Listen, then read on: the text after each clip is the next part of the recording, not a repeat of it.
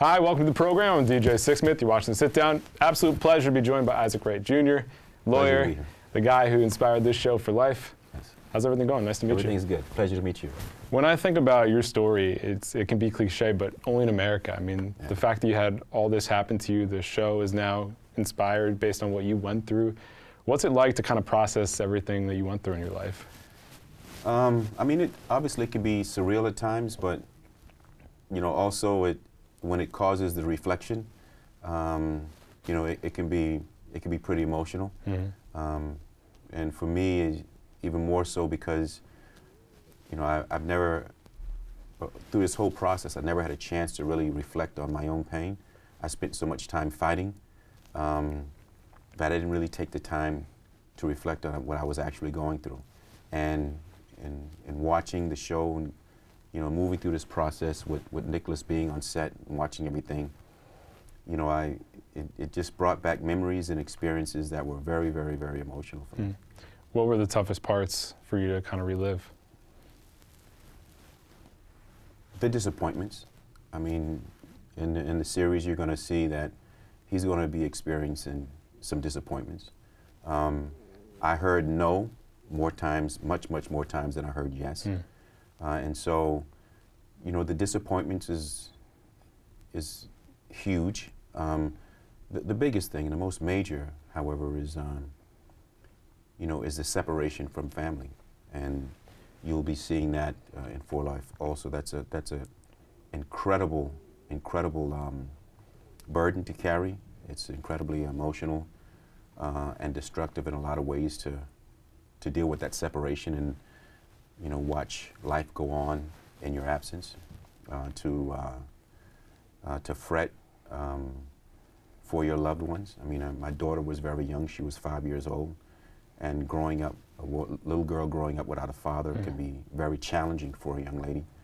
And she came up into the time when, you know, she needed her father, because I was there for seven and a half years, and so she began to reach her young teenage years while I was there, and she needed her dad. And so those you know, those family and disappointments were the two major emotional areas of that experience. Yeah, no, I totally get that. And I think it's important also for the context of your story. Can you take us back to life before prison, just where things were at for you, what things were looking like before everything kind of changed for you?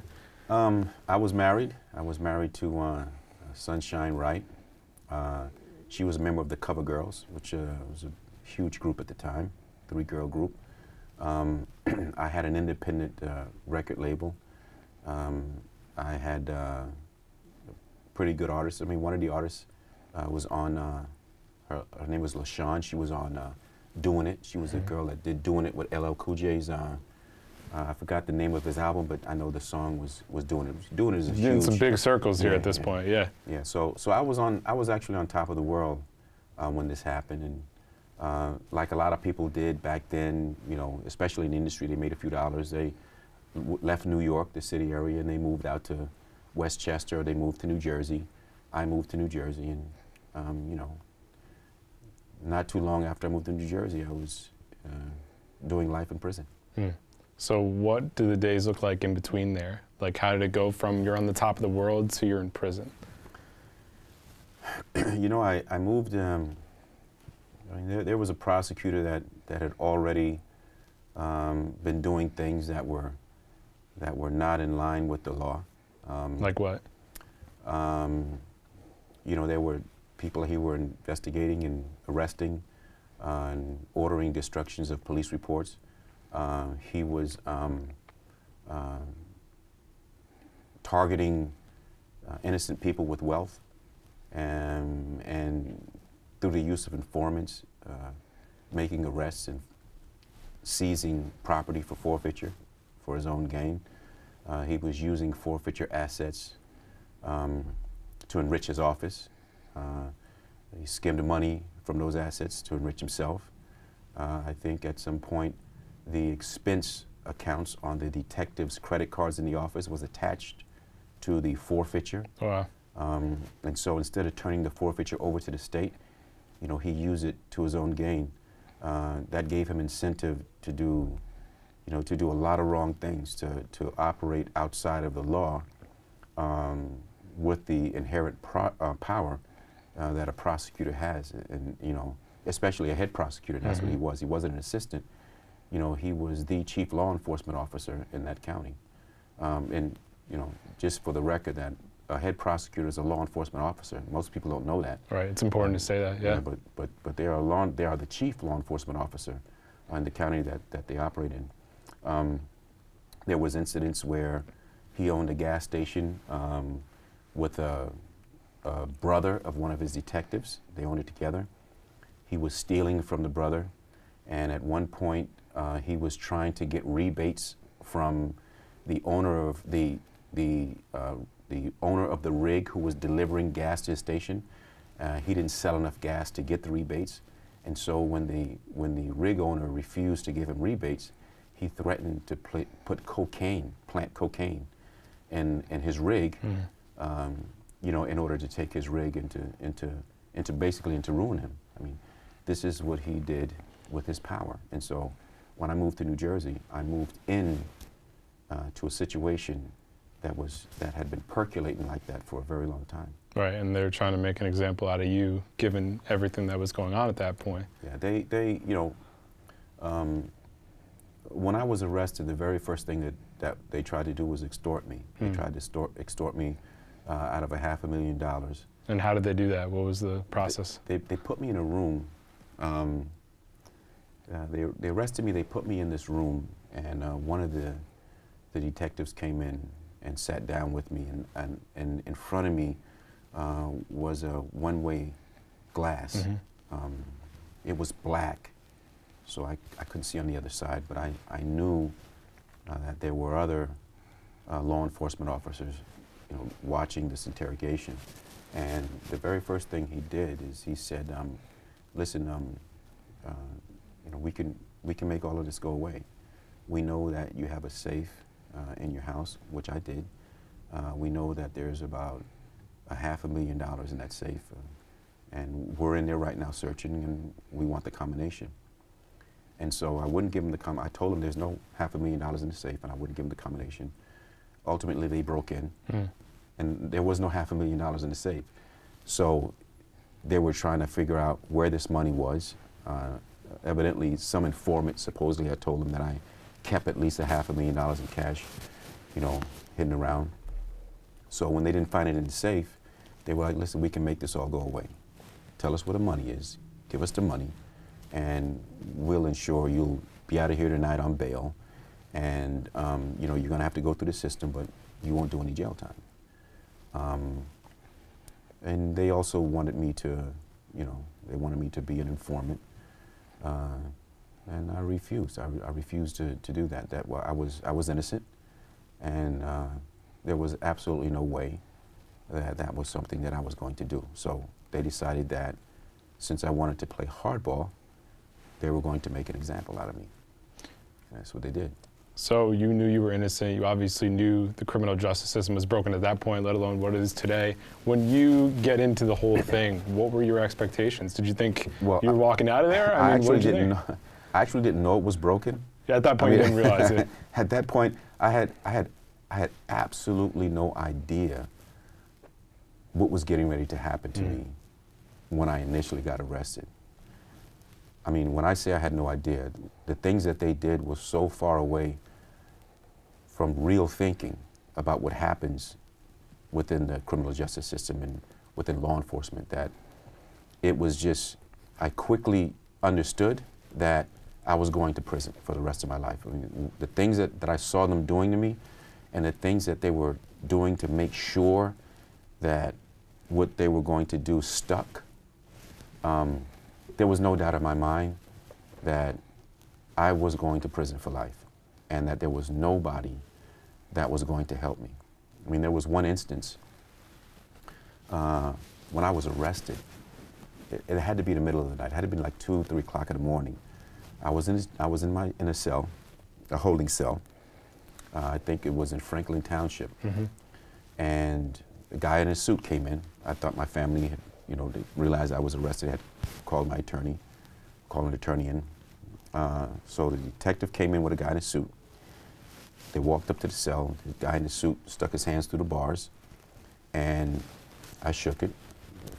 For me, that was, that was a lawyer coming to deal with me. And so the detective said, I just wanted to make sure that I brought Mr. Bissell in with me. He wanted to address you personally now. I didn't know who Mr. Bissell was at the time. Again, I'm still thinking this is my lawyer. And so as we're shaking, he says, yes, I'm Prosecutor Nicholas L. Bissell, and I just came here to let you know that I'm going to be trying your case personally. Right? That's when I realized, okay, well, this is a prosecutor, this is not my lawyer. So I snatched my hand back and stepped away, and I didn't say anything else to them, and I just walked over to the bench where I was laying on. And at that moment, in my mind, I said to myself, it's in the middle of the night. First of all, head prosecutors don't try cases, their assistants do. Why would a head prosecutor get out of his bed in the middle of the night to come tell me personally that he was going to be trying my case? It's crazy. So at that point, I knew I was in really, really, really deep trouble. But you never stopped fighting. So you're going to prison. It's a life sentence. Some people could have just folded up shop and said, that's it, this is it, I'm screwed. What was the fight like in those initial days when I'm sure you felt helpless, a lot is changing? Just take me back to that time in your life. The first, when I decided that I was going to represent myself, I was probably a year, I was in maybe 2 months, but it was going to be another year before I actually went to trial. And so early on, once I saw these things happening and I knew that I was going to prison, and I interviewed some attorneys, and all of them said the same thing to me. The best I could do to you is 20 years. You plead guilty, you get 20 years. You plead guilty, you get 15 years. I think the lowest time that I heard was 15 years. Wow. And the more I said that I'm no kingpin, I didn't do this, the more they didn't believe me. And so, I decided at that moment that this was it. I was going to go to prison, but if anybody was going to send me to prison, it was going to be me. I wasn't going to pay someone to send me to prison. And so I decided at that point that I was going to put the gloves on and string up the boots and, get into the fight. What I didn't anticipate when I made that decision is what happened when I picked up the first law book and started reading it. It was like, it was like I had been doing it all my life. It was a feeling that came over me, and an understanding that occurred. It was divine intervention. I mean, it was, for lack of a better word, in all the tragedy and destruction that was happening around me, it was a beautiful moment for me when I picked up that first law book. And so at that moment I began my journey, and I moved through this process. I tried my case, went to trial, I tried my case, and I was convicted. I was convicted, I was sentenced, and there was a moment when I understood that I had to move a little different. And I remember after I was convicted, I was going to be sentenced. I was asked this question before, and sometimes I get into the details, and sometimes I don't. But I think this is a proper time to get into the details. They set up a hearing for my sentencing, and when I walked into court after being convicted, when I walked into court to be sentenced, the very first thing that I did when I walked into the courtroom was I looked around to see if any of my family members were there. Because earlier on, over and over again, very, very intensely, I had literally, to the point of begging, I had begged them not to come. And the first thing I did was to make sure, was to see whether they, whether they granted that wish. And the reason why I did that is because I didn't want them to see what they were getting ready to do to me. I didn't want them to see that. I didn't want them to experience that. So I walked in and, I was relieved because they granted that wish. They weren't there. And so,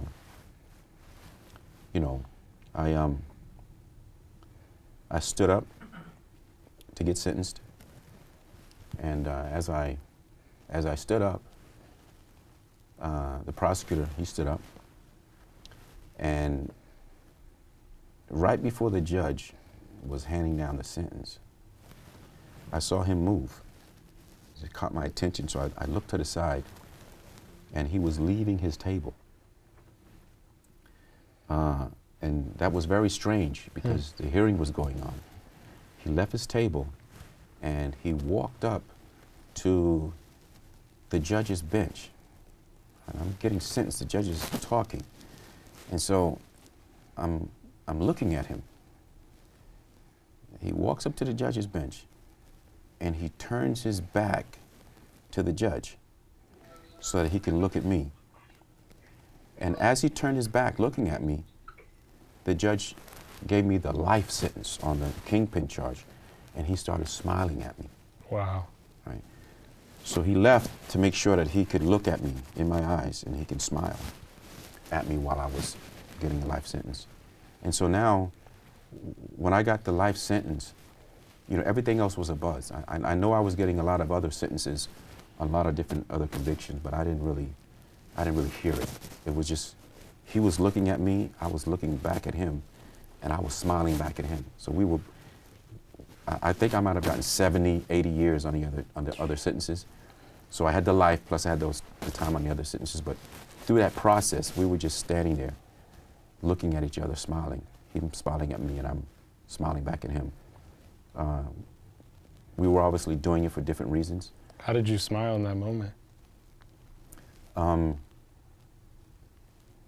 Because there were things that I knew why he was smiling, and there were things that was happening with me that I know he didn't know.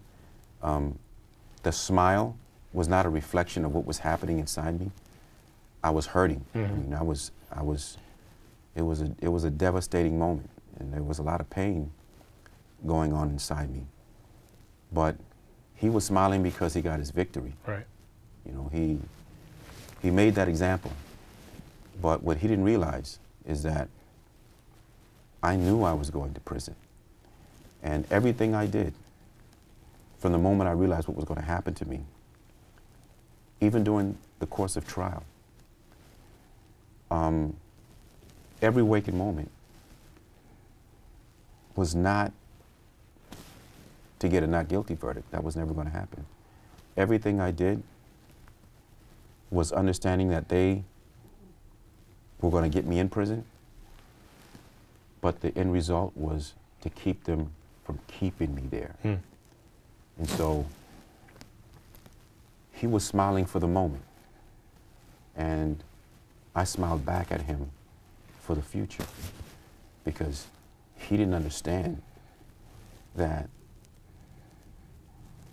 my drive, my fight, was to keep them from keeping me there for the rest of my life, and not basically to get a not guilty verdict at a trial. Did I try to get a not guilty verdict? I tried my damnedest. I did everything that I thought was in my power to get that result. But was that my end game? No, that wasn't my end game. I knew where I was. I knew what they were doing to me. I knew the judge was involved in a lot that was going on. And so, I did the best that I could under those circumstances. Yeah, you were getting ready to run the marathon. He was just focusing on the first mile there. Indeed. You were in it for the long haul. Indeed. So when you think about the fight after that, what were the key steps in making what you said become a reality? The first thing that I did, my case was very political. The prosecutor was very politically connected. And so the first thing that I did was to attack my case through other cases. I developed a theory, a legal theory, that addressed the kingpin statute. Which is very specific. It's very in specific New Jersey. in New Jersey. It's very specific in New Jersey, and I knew that if I took that theory, there was no law governing it. The law had to be made through the theory. I knew that if I put it in my case, it was going to be rubber stamped. You know, it was just going to be denied and go to the next. So what I did was, it took me 3 years in prison to find the right person. A guy came in after 3 years. I was a paralegal in the prison, and a guy came in after 3 years that was convicted of the kingpin statute. And what I did was, I put that argument in on his case, and I won. I got him out. Wow. And it made new law, reversed his kingpin conviction. I made new law, and then I took that law and I put it in my case. That gave you the hope right there. That gave me the hope, and I got my. That gave you the change. Yeah, it actually reversed my kingpin conviction. Wow. And my life sentence was gone. But what they did, they saw what I did, and so what they did was, they reversed the kingpin conviction. It threw out my life sentence, but they affirmed all those other convictions, the ones that I was talking about earlier that I didn't hear. Yeah, you weren't focused on them. Yeah. No, they turned out to be over 70 years, you know, and so now, you know, they kind of let me off at the pass. And so now I got all this time I still have to do. My appeals are over. And so what do? I mean, the only thing that could possibly happen where I could get a win is I have to convince a law enforcement officer to break the code of silence and tell the truth about what really happened. And I talked about that. I mentioned it to other people. They thought that I was... Thought you were crazy, I'm sure. They thought I was insane. Yeah. You know, they thought I was crazy. That I would never get a law enforcement officer to get me out of prison so that he can go to prison. Because, you know, you confess to something like that, you're going to jail. You got to pay the consequence. You're going to pay the consequences. So they were looking at me like I was crazy, and a couple of more years went by. I was fighting wars on both fronts because I had a civil case that I was litigating. I was suing them also. And one of the things about a civil case that's different than a criminal case, it was part of my long-term strategy, is that in civil cases, to get information, to get evidence, you can literally go on fishing expeditions. Like in the criminal case, you can only ask for specific items. Right. But in a civil case, you can go all over the place. You can ask for anything. Yeah. I mean, you got a guy in a deposition in a civil case.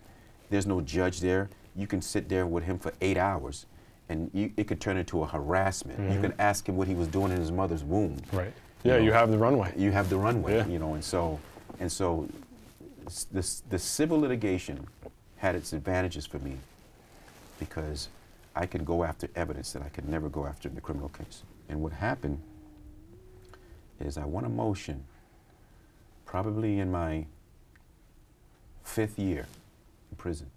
I won a motion in a civil case to force the prison to transport me in chains from the prison, from the maximum security prison, to the prosecutor's office. No way, wow. Yes. And forced him to allow me to look through his files. Never has been done. It's never been done. I've never heard of something like that. It has never been done before, and it's never been done afterwards. I literally, and this is public record. This is not something that. This is something that is, you know, it was in the papers. Everything I did at that time was in the papers. But, you know, they transported me, and I was there all day. I wasn't offered food or water, but you know that was expected, and I also expected that the files would be sanitized. Anything that he thought was going to benefit me, I knew he was going to remove it. So I was looking for that little thing that I thought would give me the advantage. And after about 8 hours going through his files, I found a single piece of paper, a simple inter-office memo that directed the law enforcement officers to just read through the files. And that was the document that I used to to get the law enforcement officer. 3 more years later, 7.5 years now, I got a chance to actually use that document. And I used it, and I got him to confess on the stand, under oath. Wow.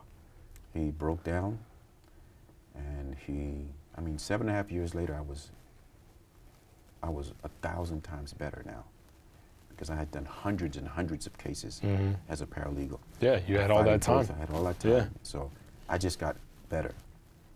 And I don't know of any attorney that has ever done that. Even the most experienced attorneys, their dream is to get a police officer to break. But he broke. I got him to break. And he broke down. He said, he started crying. And he said, I've been holding this in for 7.5 years. And he just started telling everything. What did you feel in that moment? In the background, I can hear my mother crying and screaming. So family was there at this point? She was there. They were there at this point. This was something that I wanted them to see. Because you knew what was coming. Yeah, I knew. I mean, it was something that it was incredible in the sense that nobody else could see it. I knew, because one of the things is that there were like 5 or 6 detectives on that list that were instructed to read my files. And I was only going to have one chance to use that document. And so I had to pick the right officer. And what I did was, I did my own little psychological profile. I went through every single one of their reports, each officer. I put them all side by side. I did my markups. I did my own research on each one of the officers. I talked to people that was in prison that some of those officers were involved in. And I chose the one that I believed that if I got him in the right situation, he would break. And I made the right choice. I got him on the stand. I questioned him. I set him up, used the document, and then I pulled the rug from up under him. And he broke. It was a very, very, it's very hard to describe that moment, because when he did that, I knew I was going home. It was going to be some time before I actually went home. Right. How long was it before you actually went home? It was probably a couple of months after that. But I knew. But compared to the years you've been in. And the years that I was actually the years that was left, yeah. I knew he was, you know, it was over. I mean, this was a law enforcement officer now. And then after he did that, you know, my prosecutor obviously saw it on the news. He was already in trouble. Now he was getting ready to get in more trouble, and he ran.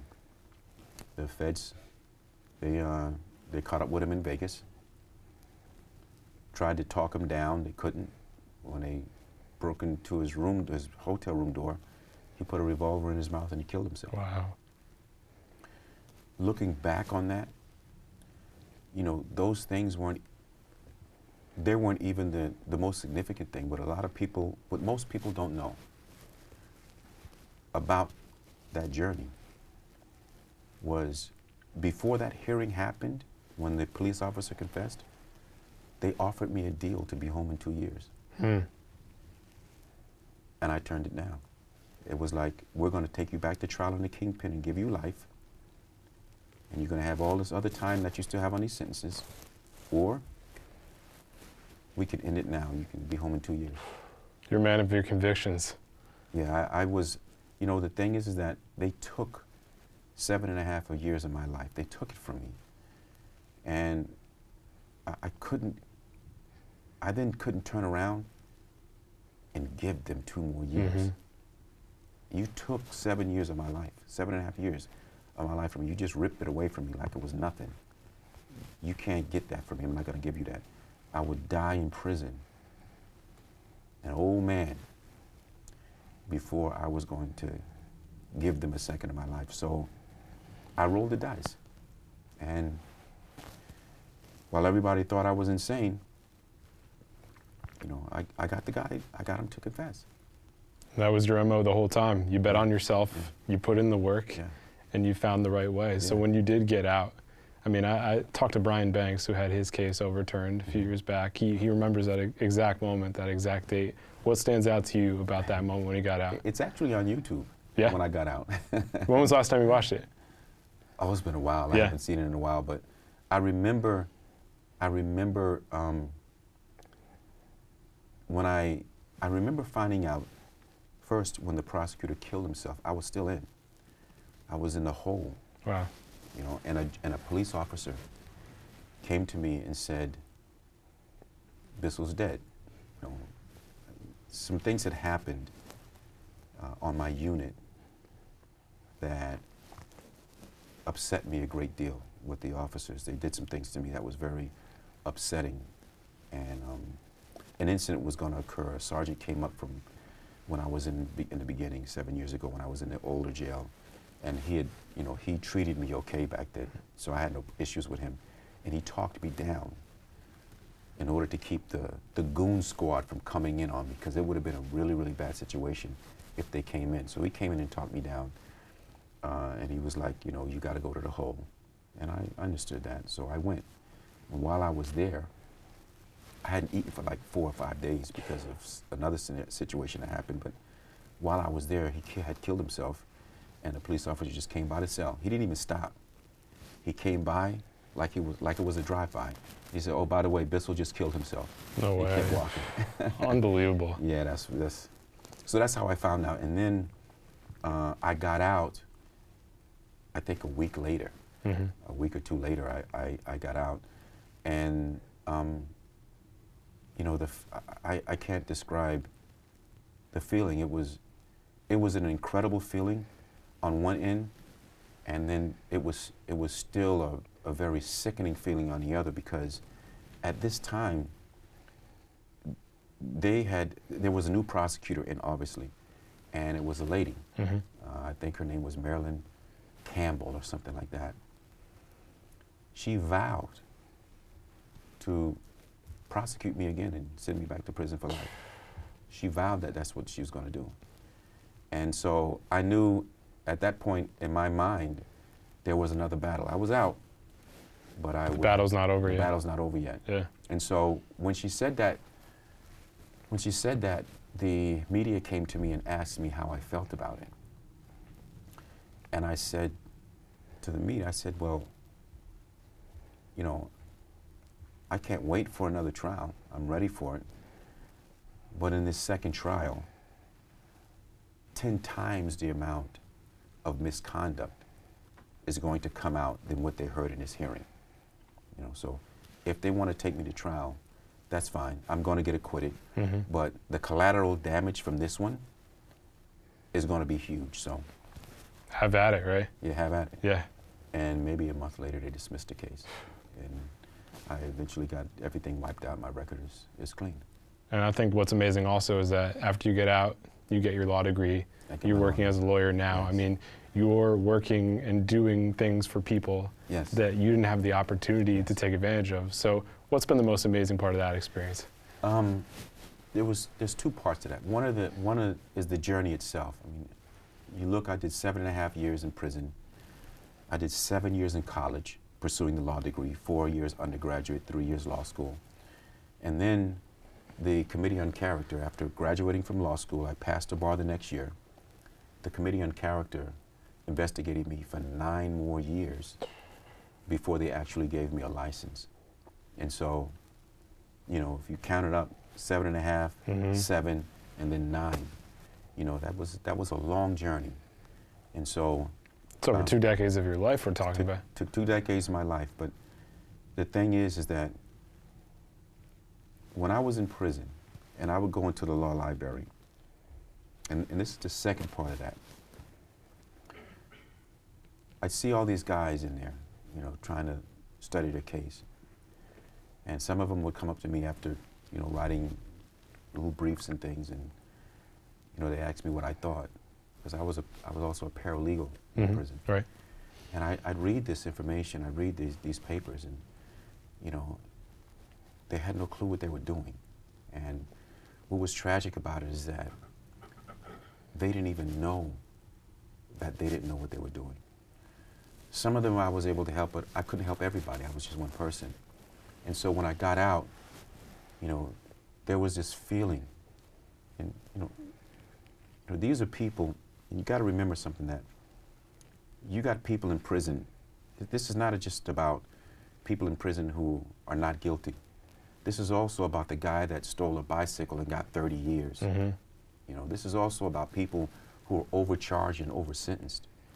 And so I left thousands of people behind. Understanding that the gift that God had given me, He did not choose to give it to them. And they need help. Mm-hmm. And so, you know, there was no way that I wasn't going to empower myself to be able to give back in that way. And that was the reason, that's the other part of my journey, the reason why, you know, I went through those 2 decades without giving up, because ultimately, I am a part of the system now, and I'm a better part of that system. You know, I'm going to ensure justice where justice is shaky, you know, and I'll provide it where it's absent, only because I can. I mean, I've been given a gift that empowers me to be able to do that. My understanding of the system on both ends, intimately, is much, much different than most attorneys. And, you know, I use that to help people. So with all that being said, what do we not talk about enough when it comes to criminal justice reform in the prison system? What do we need to focus on more in the days and months and years going forward? That's a great question. And, you know, it actually requires an answer that has never been explored. And it's an unfortunate answer, but it's a truism. Right now, we have organizations and individuals who are doing all kinds of things, all kinds of positive things, in the interest of prison reform, and in the interest of trying to even the playing field when it comes to justice in the system, trying to ensure that justice is done. We have a lot of organizations and a lot of people doing that. But one of the issues, and the most compelling that I see, that needs to be dealt with, and it's a reality, especially in the poor communities, is that incarceration has become a culture in poor communities. You have the father, the grandfather, the brother, the uncle, generations after generations of people getting incarcerated. And what happens when you're in an environment like that is that it becomes a way of life. If a kid grows up and all his years, all he sees around him is his friends and his family going in and out of prison, it becomes normal. Okay, I'm gonna go and I'm gonna commit this crime so that I can have 2 months of happiness. I'll be willing to spend 5, 10 years in prison to put a few dollars worth of food on the table for my mom, to pay the light bill, to get some sneakers. Mm-hmm. You know, the things that they're willing to sacrifice has become culturally acceptable, culturally understood within these communities. That, okay, you know, prison's the ultimate answer for this, but, you know, my father's been there, my brother's been there, my uncle's been there, my cousin's been there, you know, me going there, they're all there already, you know, so I'll be all right till I get back out. And so I'm gonna go ahead and I'm gonna take this chance. And worst comes to worst, I'll deal with it until I get back out, and let's see what happens. It's actually culturally embedded in our communities right now. And that has never been addressed. It has never been talked about. And it's something that needs to happen and needs to be addressed at the adolescent level. And until that happens, no prison reform, no changes in the way justice operates is going to deal with the prevention at the ground level that's needed culturally. Yeah, you got to start with step one. Yes. Got to go back home, start in the neighborhood. Yes, indeed. Well, I appreciate you sharing everything. Thank you. It's an honor to talk to you. Thank you so much. Thank you so much.